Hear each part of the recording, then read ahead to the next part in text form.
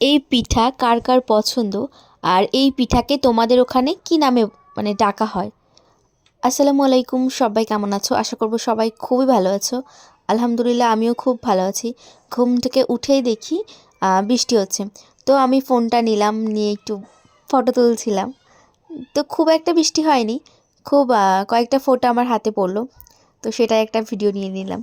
যাই হোক, তারপরে দেখো সকাল সকাল মিছরি দিয়ে চা করতে শুরু করেছি, কারণ সর্দি করেছে। তো মিছরি আদা দিয়ে চা করছি, লাল চা। আর এই চাটা খেতে আমার খুবই খুবই ভালো লাগে।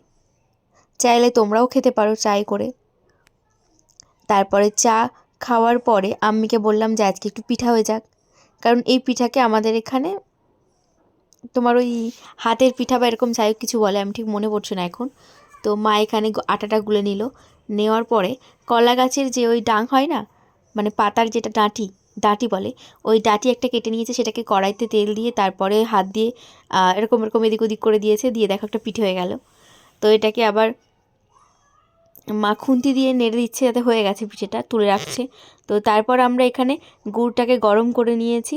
নেওয়ার পরে দেখো এই পিঠেটা খেতে আমি শুরু করে দিচ্ছি। খুব টেস্ট এইভাবে খেতে।